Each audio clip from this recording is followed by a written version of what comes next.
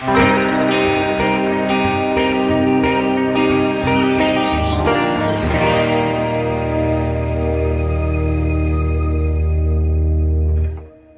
bien, queridos hermanos, hermanas, es un privilegio muy especial para Susana y para mí estar en La Paz. Estuve con algunos, por lo menos con unos cuantos de los presentes, hace 9 años. Y desde entonces, como decimos los gallegos, ha llovido mucho. Es una bendición grande ver un auditorio tan numeroso hoy y es la manifestación más clara del cumplimiento de las promesas de Cristo. Cristo tiene un compromiso, Él dijo, yo edificaré mi iglesia. Por tanto, esta es la manifestación de que el Señor cumple sus promesas y edifica a su pueblo. Quiero primeramente saludaros en el nombre del Señor, de parte de vuestros hermanos en España y de forma muy especial los hermanos de la Iglesia Unida en Vigo. Es la congregación más antigua de la ciudad y con toda probabilidad la más antigua de toda Galicia. Estamos celebrando ahora el 145 aniversario. En esa congregación el Señor me ha dado la bendición y el privilegio de estar en el pastorado desde hace 32 años. De manera que yo conozco a la Iglesia y la Iglesia me conoce a mí. Por eso es una bendición grande poder servir al Señor. Estamos en una transición dentro de la Iglesia en la que yo estoy dejando gran parte de las responsabilidades pastorales para que otros las tomen y estamos viajando bastante este año. Por tanto, saludos de vuestros hermanos, gracias por vuestra atención. Sé que es complicadísimo hablar de temas de vida cristiana entre creyentes, que en alguna medida tenemos ya un concepto preestablecido de lo que es la vida cristiana. Ahora, cuando tú quieres establecer los valores, la forma de la vida cristiana, tenemos que pensar en el pensamiento de Cristo para la Iglesia. Jesús habló largamente de lo que Él quería que fuese la Iglesia. Hay una cierta propensión a pensar que la Iglesia, y se enseña así en algunos momentos, que la Iglesia... Muchas gracias. Lo extrañaba de la vez anterior. Hay la propensión de pensar que la Iglesia no está en el Evangelio, que en el Evangelio está la palabra Iglesia 2 veces y en futuro. Una de ellas la mencioné antes, yo edificaré mi Iglesia. Pero si Cristo viene para edificar su Iglesia, no hay duda alguna que Él tiene que haber dejado en algunas partes del Evangelio cuál es el pensamiento suyo para la Iglesia. Y cuando abrimos el capítulo 17 del Evangelio según Juan, en lo que se llama la oración sacerdotal, ahí el Señor está diciendo a su Padre, Padre, yo quiero que la Iglesia sea de 10 maneras o presente 10 aspectos diferentes. Tomaré algunos de ellos, pero quiero desafiaros para que en vuestra casa con calma veáis el pensamiento de Cristo en ese capítulo. En primer lugar, recordad que en el capítulo 17 de Juan la oración de Cristo es esencialmente una oración de rendición de cuentas. De modo que cuando lees el capítulo 17 y el versículo 4, está la razón de esa oración. Yo te he glorificado en la tierra, he acabado la obra que me diste que hiciese. De manera que desde la eternidad planificada por Dios la salvación del hombre, llega el cumplimiento del tiempo, Gálatas 4:4, Dios envía a su Hijo. Y Él viene al mundo de los hombres en la dimensión de siervo. Los profetas lo anuncian de esta manera, he aquí mi siervo. Él viene con un programa a realizar. Y el Padre le ha dado un tiempo para hacerlo y una misión que cumplir. De manera que hasta que él tuvo la edad profética de 30 años aproximadamente y se produce el bautismo, él está en el anonimato, digamos así, de esta manera. Él vive con la familia, él es el carpintero, él trabaja, en fin, todas las cosas que como hombre tiene que realizar. Pero llega el tiempo establecido por Dios. Y Dios lleva a su Hijo por el Espíritu al desierto para ser tentado por el diablo, e inmediatamente comienza el ministerio público de Cristo.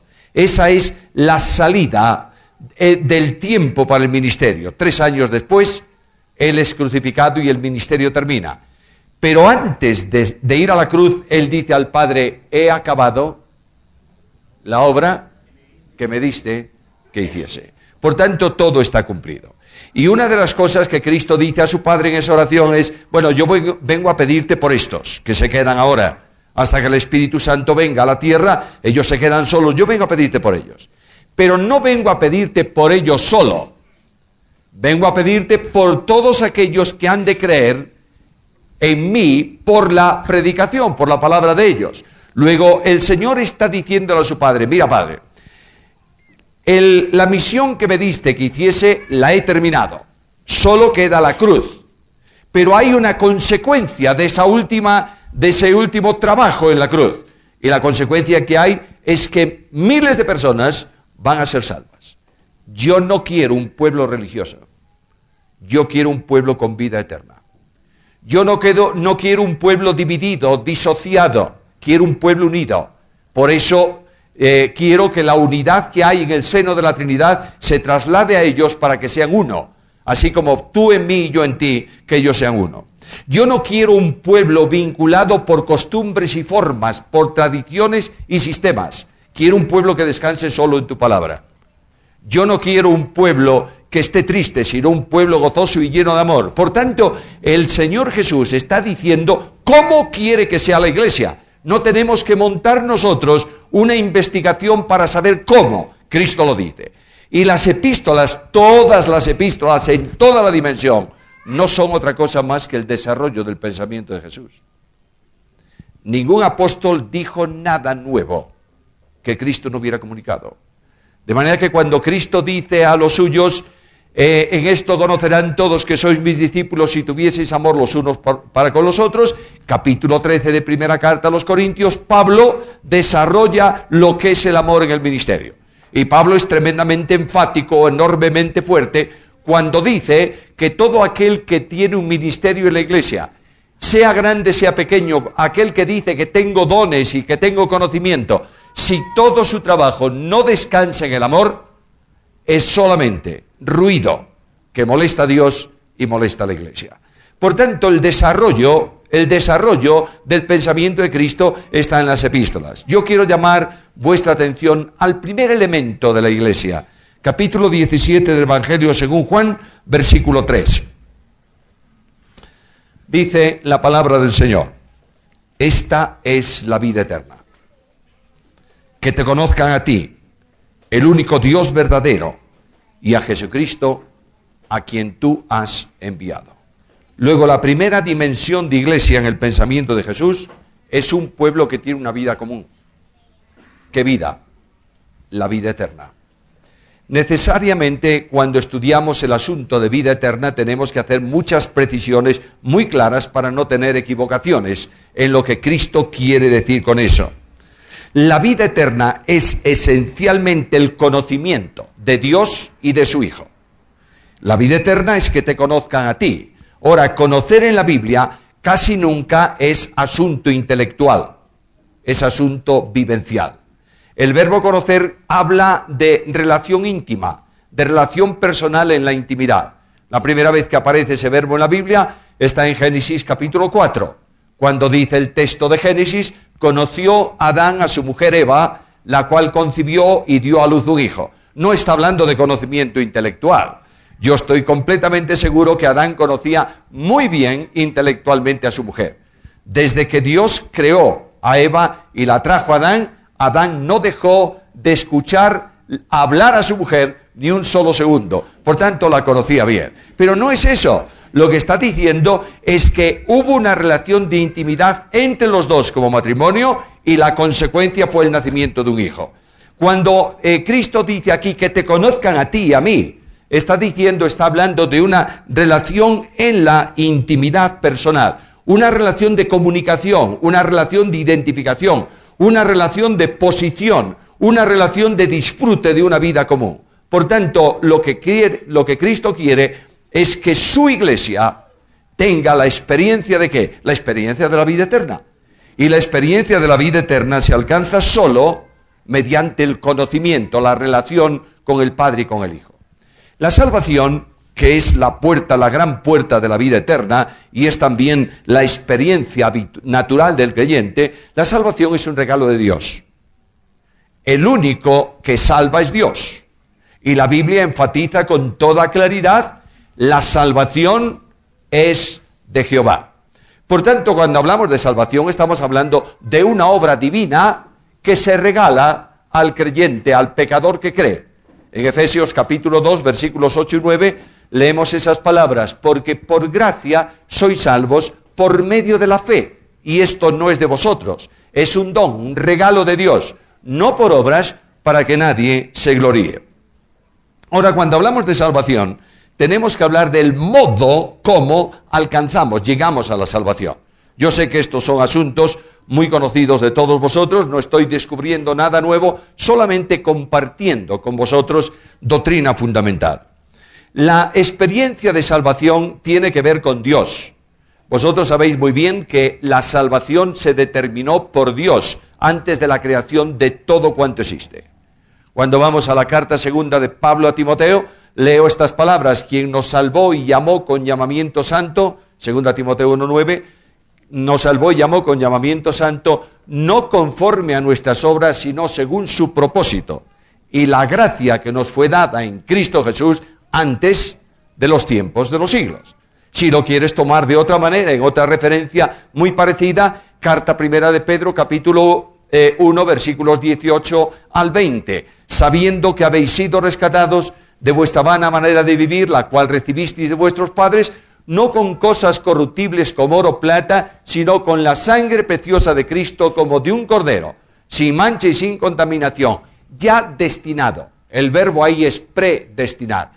Ya predestinado, ya determinado desde antes de la creación del mundo. Quiero recordaros esta impresionante verdad. Dios determina salvar, no porque el hombre pecó o fuese a pecar. Dios determina salvar porque quiere, porque es soberano. La soberanía, en la soberanía de Dios, Dios planifica, establece la salvación. Y en ese planificar de Dios, antes de que Él dijese, sea la luz, primera palabra de autoridad en la creación, antes de que Dios dijese, sea la luz, Dios dijo, sea la cruz. Y este Dios de la gracia, de la misericordia y de la verdad, responde a tres grandes preguntas en la cuestión de salvación. ¿Quién? ¿Cómo? ¿Cuándo? ¿Quién lo hará? Segunda persona de la deidad, mediante su naturaleza humana, haciéndose hombre. ¿Cuándo? Pablo dice en Gálatas 4:4, cuando vino el cumplimiento del tiempo. ¿Y cómo? Mediante el pago de un precio, rescate, muriendo en propiciación por vuestros pecados, para comprarnos para sí un pueblo santo, celoso de buenas obras. Ahora, el Evangelio, el mensaje del Evangelio, proclama a la humanidad desde la cruz en adelante el plan de salvación, la doctrina de la salvación. El Evangelio no es un mensaje simple que dice tú eres pecador, Cristo es tu Salvador, cree en Cristo y serás feliz. No, el Evangelio es la doctrina de la cruz, es decir, la palabra que expresa autoritativamente la doctrina de la cruz. Puesto que la salvación es planificada por Dios, ejecutada por Dios y aplicada por Dios, el Evangelio procede de Dios. De ahí que al Evangelio en la Biblia se le llama el Evangelio eterno. Y de ahí que el apóstol Pablo diga con toda claridad que nadie puede cambiar ese Evangelio. Y si alguno os enseñare otro Evangelio que el que os hemos anunciado, sea ¿qué? Anatema. Lamentablemente en los últimos años, yo diría en los últimos 40 años, de forma más clara, se ha ido diluyendo el mensaje del Evangelio. Y la Biblia no está ya en la exposición del mensaje. Hay predicadores que hablan de problemas, de tragedias, de drogadictos, de no sé qué, de no sé cuánto, cuentan 200 historias, bueno, no tantas, unas cuantas historias, y al final hacen una invitación a recibir a un Cristo que no estuvo en el mensaje. No hay mensaje del Evangelio sin proclamación de la palabra de la cruz. Quiero decir que no hay forma de presentar el mensaje de salvación que no sea tomando la Biblia, predicando la Biblia y aplicando la Biblia. El Evangelio light produce convicciones. Solo el Evangelio bíblico produce conversiones. Y cuando nosotros vemos esto, observamos que el Dios de la Biblia determina en el Evangelio cómo podemos salvarnos, pero presenta un panorama doctrinal fantástico. En primer lugar, dice que Dios es el que nos ha buscado. Una de las grandes verdades de la Biblia, incuestionable, es que el hombre natural no quiere, ni tiene intención, ni busca a Dios. Cuando el hombre pecó, el primer hombre que peca, Adán, dice la Escritura que inmediatamente que Adán pecó, ¿qué hizo Adán? Fue a buscar a Dios y le dijo, perdóname, ¿qué fue lo que hizo? Se escondió. ¿Quién buscó a Adán? Dios, que viene al huerto y dice, ¿dónde estás? Y dialoga con Adán. Y pasa el tiempo y el profeta Isaías recuerda los caminos del hombre y dice que hay camino que al hombre le parece derecho, pero su fin es de Proverbios. Isaías dice en el capítulo 53, ya la computadora falla, en el capítulo 53 de Isaías leemos estas palabras.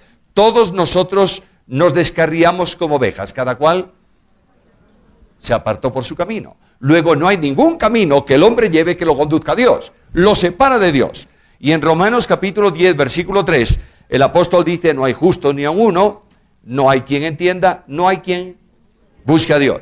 Luego, como el hombre no busca a Dios, es Dios que viene a buscar al hombre. Lucas 19, 10. El Hijo del Hombre vino para buscar y salvar lo que se había perdido. Ahora ya tenemos la búsqueda, pero tenemos también la obra de la cruz. Cristo muere en la cruz del Calvario, ¿por cuántos? Por todos. La cruz de Cristo no es una redención limitada, es una expiación ilimitada. Indudablemente en la cruz de Cristo hay dos grandes manifestaciones de la redención, de la expiación, de la sustitución, lo que querráis utilizar. Hay una sustitución potencial y una sustitución real. ¿Cuál es la sustitución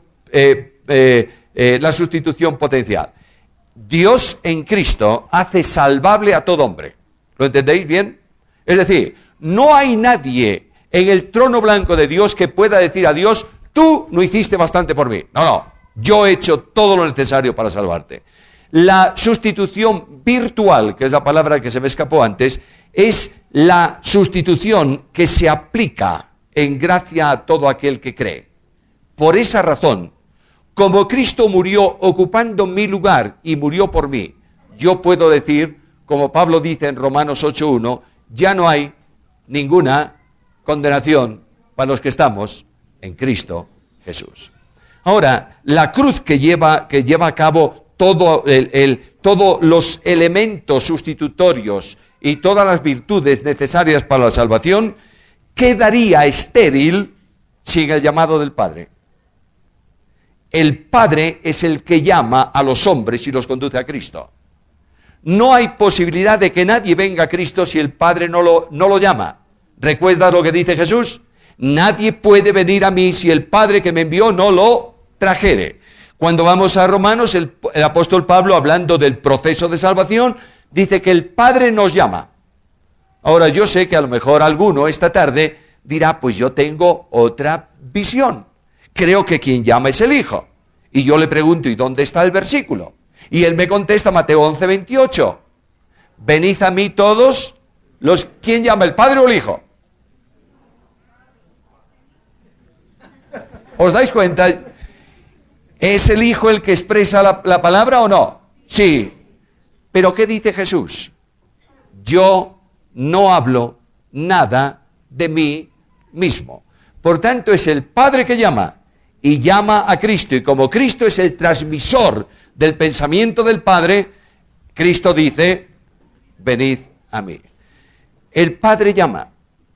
No hay salvación posible sin la aplicación de la obra redentora del Hijo. Por tanto, el Padre llama y el Hijo redime, compra, sustituye, cancela la deuda del pecado y nos hace santos en Él delante de Dios. Pero tampoco es posible la salvación sin la acción del Espíritu Santo.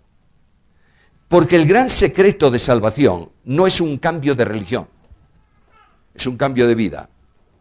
No es un cambio de corazón, es la dotación de un corazón nuevo en la regeneración. Cuando tú crees en Cristo, Dios no arregla tu corazón. No tiene arreglo. Simplemente lo coloca a un lado. Y en lugar de ese corazón de piedra, coloca un corazón de carne. Y en ese corazón de carne coloca su espíritu. ¿Para qué? Para que cumplamos sus mandamientos y los pongamos por obra. Muchas veces veo a creyentes, hago un paréntesis aquí, muchas veces veo creyentes que se salvan por gracia y quieren santificarse por obras. De manera que estas personas viven permanentemente en una tensión espiritual colosal. Porque ¿en qué consiste la vida cristiana para este tipo de personas? En no hagas, no toques, no manejes, no gustes. En duro trato al cuerpo, dice Pablo en Colosenses 2. Pero dice Pablo algo muy importante, pero eso no tiene valor ninguno contra los apetitos de la carne. ¿Sabéis por qué? Porque eso es carne. De manera que la vida cristiana no está en formas externas, sino en un corazón delante de Dios. Cuando el corazón está en sintonía con Dios, la vida también lo está. Porque de la abundancia del corazón habla la boca. Tú ves a aquellos fariseos de los tiempos de Jesús, gente enormemente religiosa, tremendamente literalista, apegada a la Escritura hasta extremos de torcer la palabra de Dios para poner la suya. Es una especie en extinción que no se extingue. Y cuando se produce esto, hay muchas personas que creen que la vida cristiana es un no permanente. No podemos ir allí, porque si vamos, ¿qué es eso? Es del mundo. Paréntesis. Yo soy la quinta generación de evangélicos. Quiero decir que mi tatarabuela materna era creyente en Cristo. De ahí en adelante, toda mi familia, mi abuelo estuvo sirviendo a pleno tiempo en colportorado y fundación de iglesias en España. Mi padre fue anciano de una iglesia de hermanos en Vigo. Y para mayor gloria mía, yo nací físicamente en un apartamento, en un piso de esa iglesia. Ya no puedo ser más evangélico y más hermano. Pero había en mis tiempos unas cuantas tendencias un tanto extrañas. Un versículo que se predicaba fantásticamente, siempre, muy habitualmente.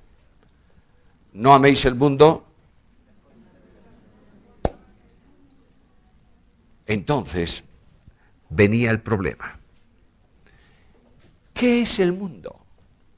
Y teníamos una lista de cosas que son el mundo y otra lista de cosas que no son del mundo. Por ejemplo, entre las cosas que eran del mundo y no se podía tocar bajo ningún concepto, era entrar a una cafetería. Pasan los años.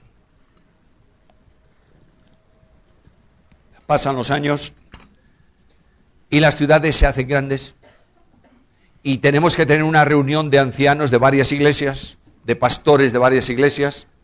Y bueno, ¿en dónde nos encontramos? ¿En dónde? En una buena cafetería donde hay aparcamiento. Entonces, ¿qué ha pasado aquí? ¿Ha cambiado el mundo o hemos cambiado nosotros?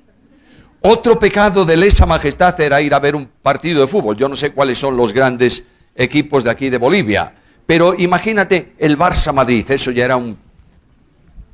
Hoy en día, cuando están jugando un partido de fútbol y hay un problema entre dos jugadores y el árbitro pitó algo que no debía pitar y se arma un barullo gordo, las cámaras de televisión no enfocan a los jugadores y al árbitro. ¿Sabes a quién enfoca? a las gradas para ver qué es lo que está diciendo la gente. Y tú ves a un líder de una iglesia encima del banco, que no se está acordando bien de la familia del árbitro, eso seguro. Entonces la pregunta es, ¿qué es lo que ha cambiado aquí? Bueno, ha cambiado la lógica de la interpretación bíblica.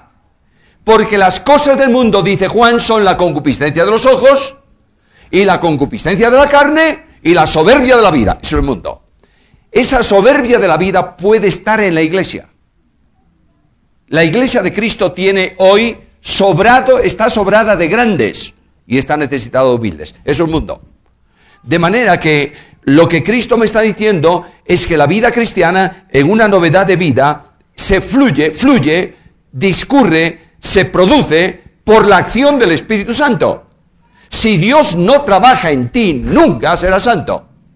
Si Dios no trabaja en ti, nunca serás hecho a la imagen de su Hijo Jesucristo.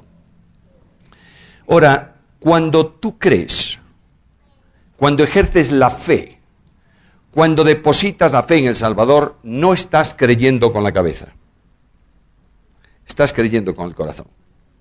El apóstol Pablo dice en la carta a los Romanos, en el capítulo 10, que con la boca se confiesa para salvación y con el corazón se cree ¿para qué? Para justicia.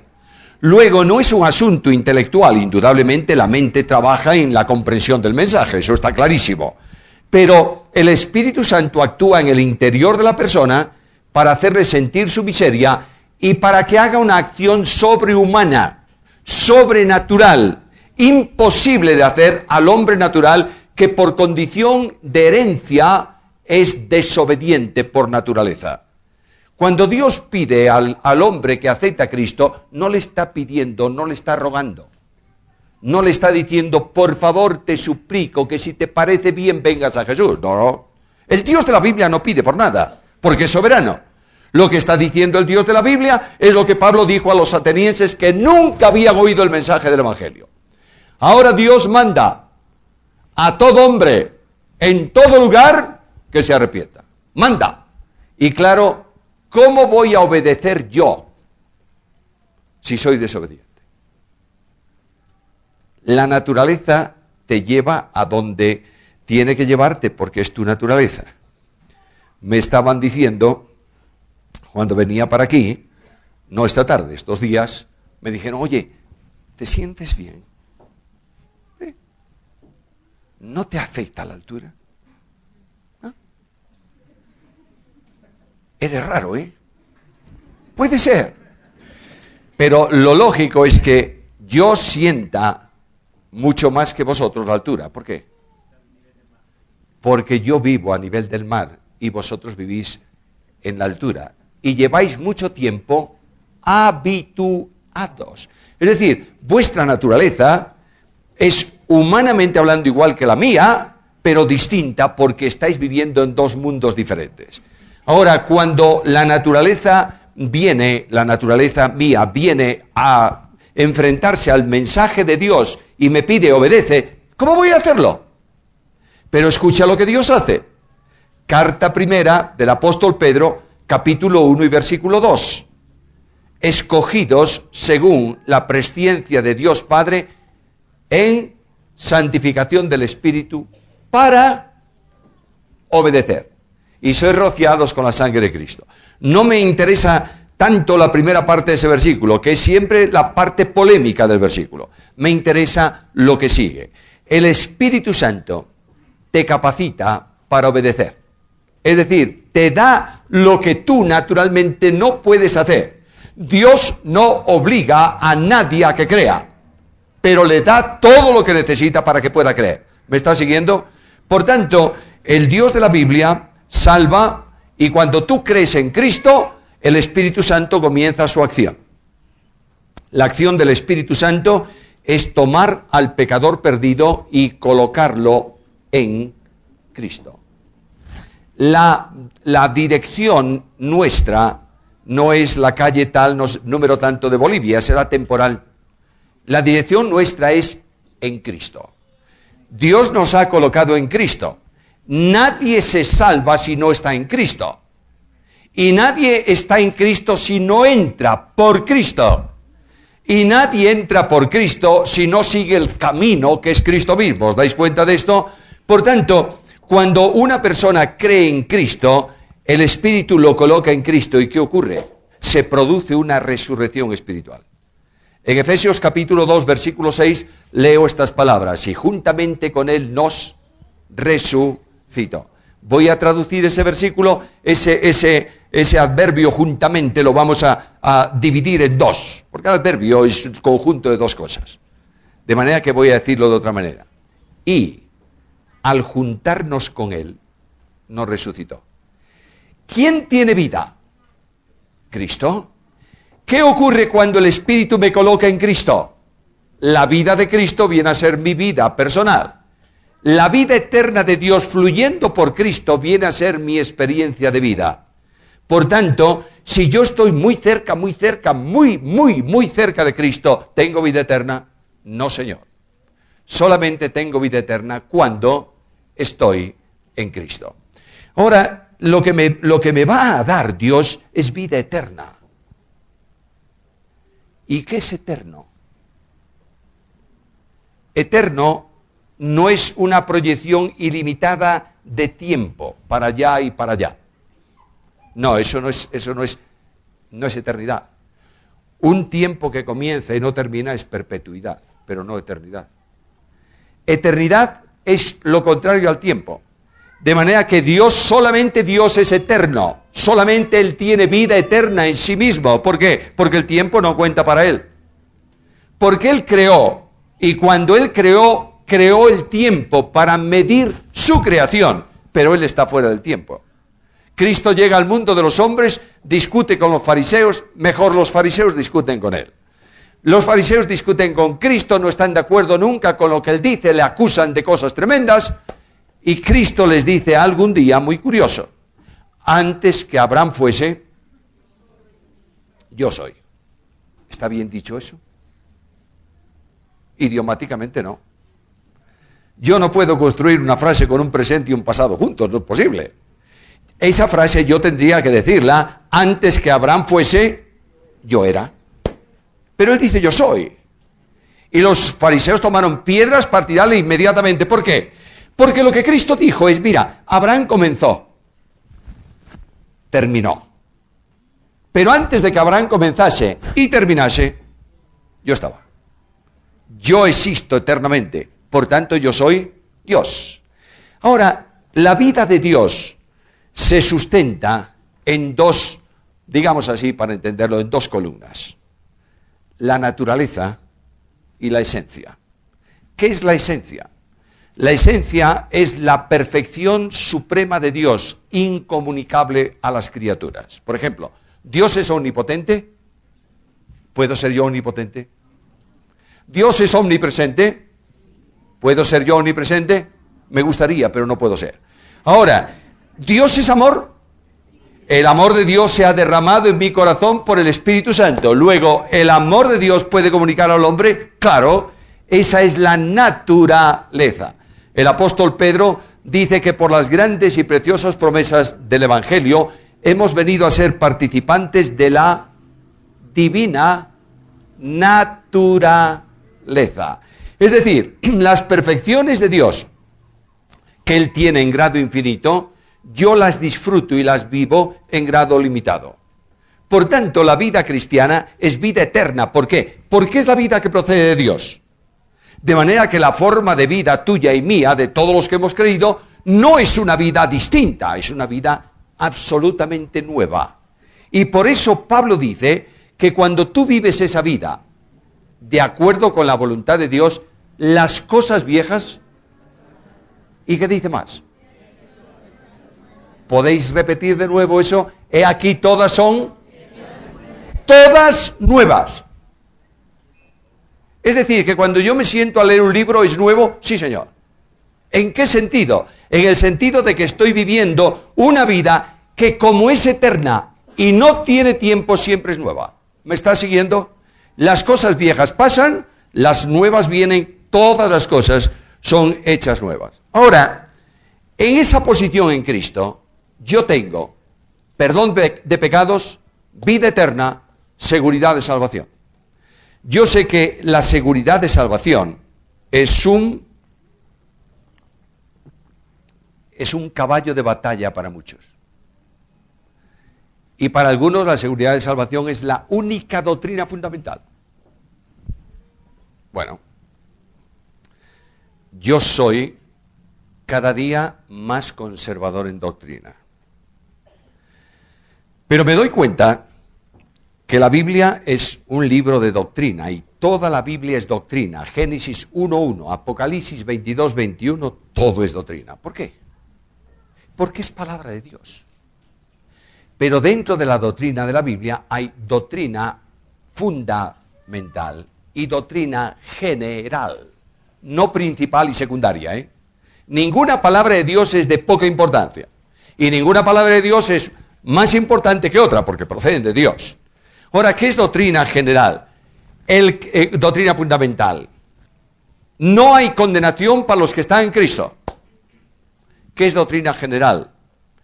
Es que el creyente debe sentir permanentemente la seguridad de salvación. Ahora, a veces viene un hermano que tiene mucha angustia vital porque cree que puede perder su salvación. ¿Conoces algunos? Bien. Y tú que eres doctor en escrituras, maestro de niños, como dice Pablo en Romanos, lo sientas y le dices, ven acá, escúchame. Y comienzas Juan 3:16, porque de tal manera amó Dios al mundo que ha dado a su Hijo unigénito para que todo aquel que en él crea no se pierda, mas tenga vida eterna. Romanos 5:1, justificados pues por la fe. Romanos 8, y le doy 55 textos. Y lo miro lleno de satisfacción y le digo, ¿qué? ¿Ya está seguro? Y me dice, no. Bueno, no quiero saber de ti. No.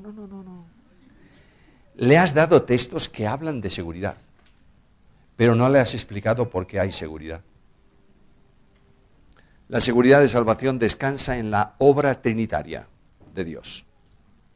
El Padre trabaja para que ningún creyente en Cristo caiga de la gracia. Lo dice Judas en la doxología, cuando dice aquel que es poderoso para guardaros sin caída y presentaros sin mancha delante de su gloria. Lo que está diciéndonos es, el Padre tiene un propósito, que es presentarnos a todos delante de su gloria sin mancha, con gran alegría. Por tanto, el Padre que determina eso, cuida para que tú no caigas de la gracia. ¿Cuál es la acción del Hijo?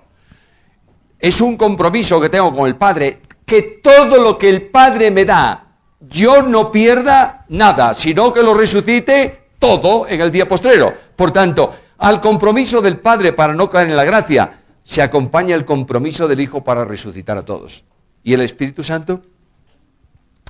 Es el sello de las arras para la posesión adquirida, para la alabanza de su gloria. El Espíritu me sella como propiedad de Dios. Nadie tocará la propiedad de Dios. El sello de Dios, el brazo que mueve el sello, es el Padre. El sello es el Espíritu. La imagen del sello es el Hijo. Por tanto, propiedad de Dios. ¿Quién podrá tocarme? Nadie. Entonces siento tranquilidad. Y los otros textos lo que vienen es alentarme en momentos de dificultades. ¿Sabes que Satanás viene a tu vida para decirte, ¿estás seguro que eres creyente? Pues tienes una vida que vaya, no creo yo que seas tan creyente. ¿Estás seguro que has nacido de nuevo? No estarás. Este es el enemigo. Y casi siempre lo dice cuando vamos a tener una reunión de adoración y de alabanza. Mira, ¿cómo se atreve a venir a la presencia de Dios? ¿Te ocurrió alguna vez? El problema es que a veces Satanás utiliza a hermanos míos para que me fastidien el culto.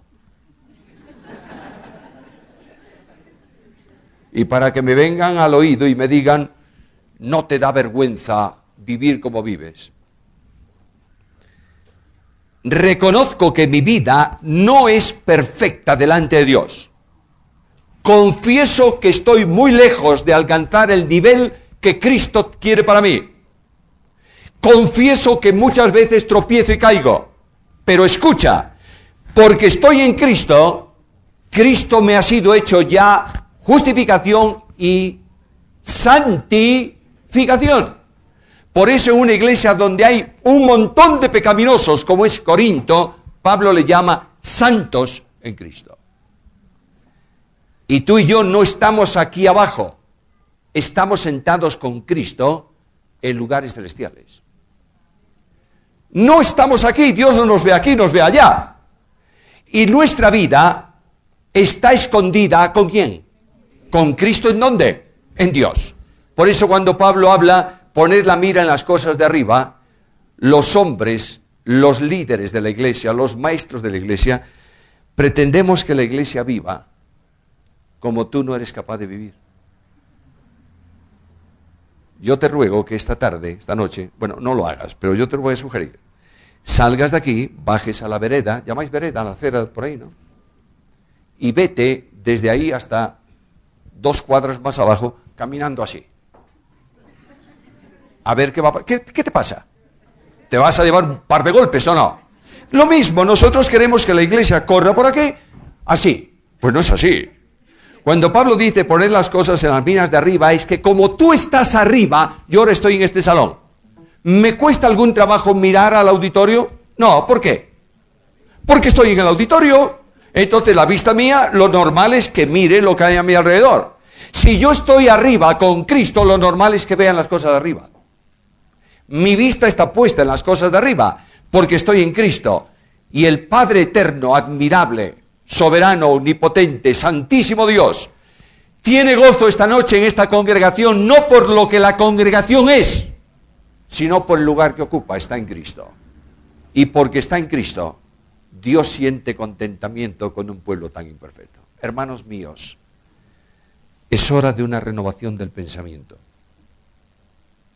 dentro de la iglesia, para que el pueblo de Dios sea un pueblo gozoso, porque Cristo ha venido para que tengan vida. ¿Y qué?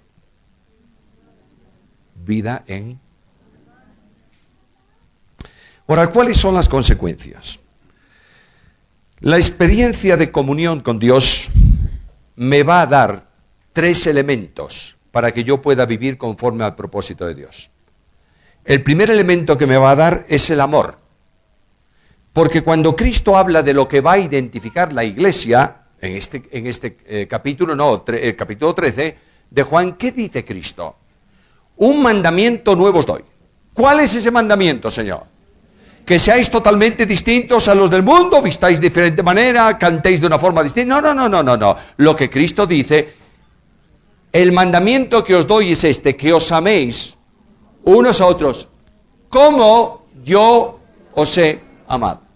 Y esto trasciende a todo el modo de vida cristiana. Por eso me dice a mí como marido, esposos, maridos, amad a vuestras mujeres, así como amó a la iglesia. Y ese versículo yo quisiera sacarlo, pero está ahí. Y también dice a las mujeres que amen a sus maridos, ¿o no? Bien. Y cuando Cristo dice, ¿sabéis cómo va a saber el mundo que sois cristianos? Si tuvieseis amor los unos para con los otros. Luego, la identificación de iglesia es el amor. Quiero decirte, mi querido hermano, que hay muchos que han construido un altar a la doctrina y le han plantado en ese altar fuego al amor. Todo cuanto tú hagas en la iglesia de Cristo sin amor y sin gracia, estás ofendiendo a Dios. ¿Por qué? Porque Dios es amor. Y aquí tenemos la gran dimensión de la iglesia, el encanto de la iglesia en Hechos de los Apóstoles era precisamente este. Las grandes consecuencias que trae eso es que porque Dios me dio el amor, me dio también la mente de Cristo para que yo pueda pensar como Jesús. El apóstol Pablo en la carta a los Corintios, en el capítulo 2, versículos 16, dice, nosotros tenemos la mente de Cristo. Por eso el Nuevo Testamento no pide nunca que pensemos lo mismo. Pide que sintamos lo mismo. ¿Te das cuenta? Cuando aquellas 2 mujeres, Ebodía y Sinti, que están peleadas, qué raro. 2 mujeres peleadas. Bueno, los hombres también se pelean y más. Pero a esas 2 mujeres no le dice, a ver, Ebodía, cede un poco. Porque no lo va a hacer. Y a Sinti que cede un poco tú. Tampoco lo va a hacer. ¿Sabes cuál es la solución? Ruego a Evodía y a Sintique que sean del mismo. Cuando tienes el mismo sentir se acabó el problema. De manera que la vida que Dios prepara es una vida conforme a la mente de Cristo, y la conducta tuya y mía es la conducta moral de Jesús. Lo tienes en Gálatas 5, es la biografía más pequeña de Jesús en la Biblia. El fruto del Espíritu es amor, así era Jesús. Y el Padre dice, no quiero que se parezcan a nadie, que se parezcan a mi Hijo. Y el programa del Padre es que seamos hechos conformes a la imagen de su Hijo. A veces nosotros, añorando hombres del pasado, queremos ser como don fulano de tal. Bendito sea Dios por don fulano de tal, ¿eh? Dios nos libre de no ser agradecidos a quienes nos trajeron la palabra de Dios. Pero no me manda imitarlos a ellos. Me manda imitar su fe. De manera que no es imitar a una persona, es imitar a Jesús. Cuando Pablo dice imitadme a mí, añade inmediatamente algo. Porque yo imito a Cristo. Por tanto, la vida que tenemos que manifestar es la vida de Jesús. Yo creo que si cada uno de nosotros viviésemos con una pregunta, ¿lo haría Jesús? Se acabarían muchos problemas. Si yo puedo decir cuando estoy en el pastorado de la iglesia, gracias Señor por la forma como traté hoy a fulano, el pastorado cambiaría mucho y la orientación de la iglesia cambiaría también. De manera que cuando nosotros estamos en Cristo, la experiencia de vida es una experiencia de vida eterna, es una experiencia de libertad. Cristo vino para hacernos libres. ¿Sabías eso? ¿Se predica mucho esto hoy? Cuando Pablo habla de salvación en Romanos, dice que Dios nos libertó del poder del pecado. Ya somos libres de ser siervos del pecado y hemos sido hechos siervos de la justicia. De otra manera, cuando Pablo habla del cambio operado en la esfera de los salvos, dice que Dios nos libró del poder de las tinieblas y nos ha trasladado ¿a dónde? Al reino de su amado Hijo. ¿Qué es el reino de Cristo? Escucha a Jesús. Si el Hijo os libertare, seréis. Lo voy a traducir de otra forma, para hacerlo más fuerte. Solo cuando el Hijo te libera, eres libre. ¿Entiendes lo que quiero decir? Yo recibo a Cristo como mi Salvador y en ese instante Cristo me libera de la pena del pecado. ¿Está bien? Bien. Ahora, la cadena del yo, del mundo y de la carne que están en mí a causa de mi vieja naturaleza, solo son rotas por la obra de Jesús. El yo. Con Cristo estoy juntamente crucificado y ya no vivo. ¿Tú sabes lo que es el yo? Es ese luchador arrogante que no es capaz de perdonar porque se ha ofendido a un gran Señor. ¿Quién es la persona más importante en mi familia? ¿Sabéis quién es la persona más importante de mi familia? Yo. ¿Y quién es el hombre que no tiene sustituto en mi iglesia? Yo. De modo que cuando en la casa me hacen alguna cosa, han ofendido al dueño de la tribu. Y cuando me hacen algo en la iglesia, han ofendido al principal de la iglesia. La vida cristiana, el yo queda crucificado con Cristo y ya no vivo yo. Ahora vive Cristo. El mundo exactamente igual y la carne también.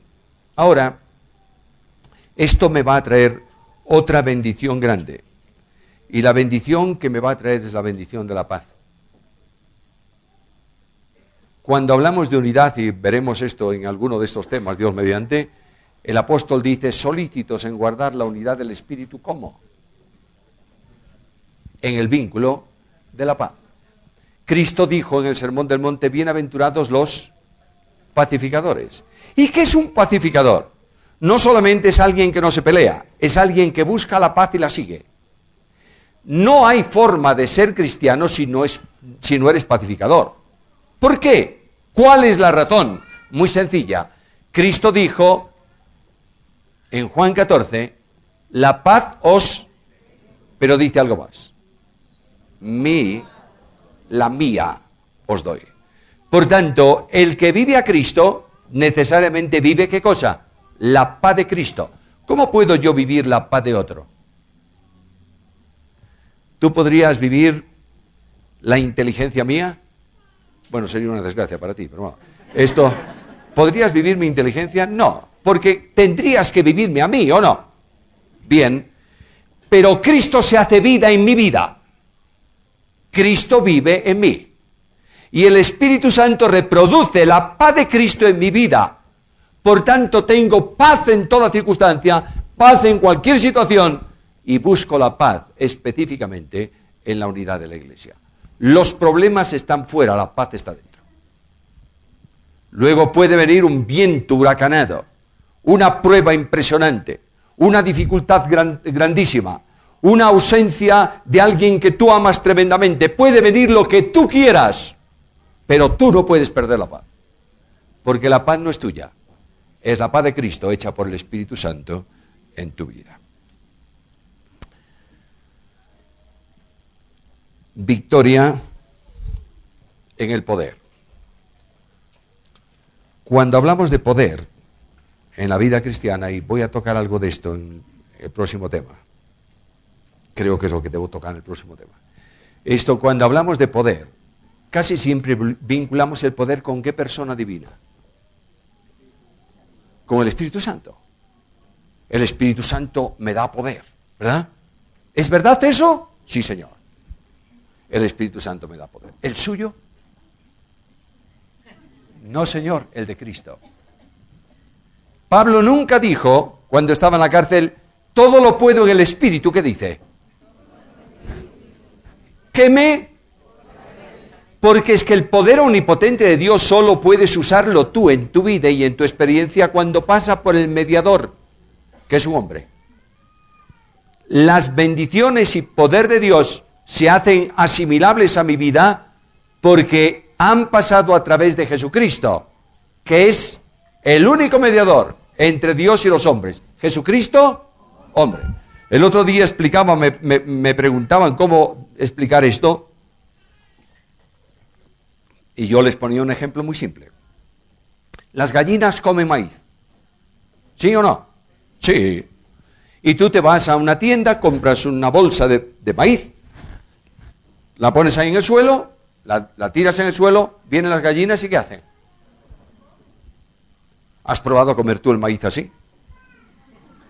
Si tú tratas de comer el maíz según viene del comercio, vas a tener un problema intestinal gravísimo. Para que ese maíz se haga asimilable a mí, yo tengo que procesarlo, cocerlo, hacerlo pan, no sé cómo. Pero tal como está no me vale, ¿verdad? Dios abre sus manos de bendición y la bendición y el poder de Dios sale de Dios.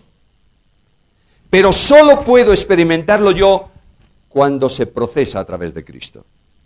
Por eso Jesús dice, Él tomará, ¿de qué? De lo mío y os lo hará saber. Indudablemente, hermanos amados, la Iglesia de Cristo tiene que recuperar la presencia del Espíritu Santo, no hay duda ninguna. La Iglesia de Cristo necesita recuperar a Cristo urgentemente. Cristo es un sistema teológico en la cabeza, pero no ocupa el centro de la Iglesia, gobernando y manejando la Iglesia. Cuando Cristo no está en la Iglesia, yo soy un esclavo. Porque solo cuando el Hijo te liberta, eres verdaderamente libre. Quiero terminar. Dios nos llama a vida eterna.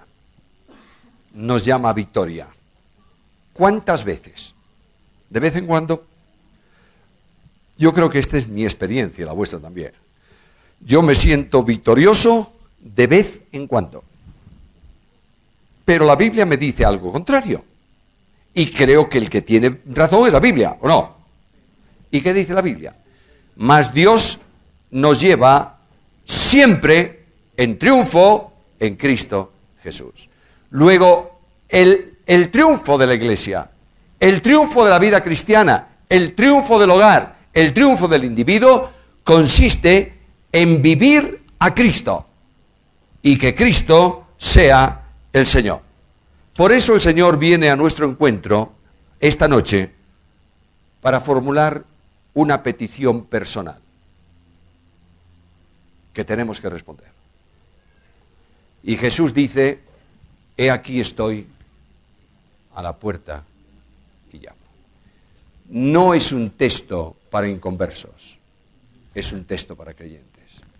No está hablando a un grupo de mundanos, está hablando a una iglesia que se siente grande, fuerte, vencedora y no necesita a Jesús. Cuando una iglesia no necesita a Cristo, no es iglesia.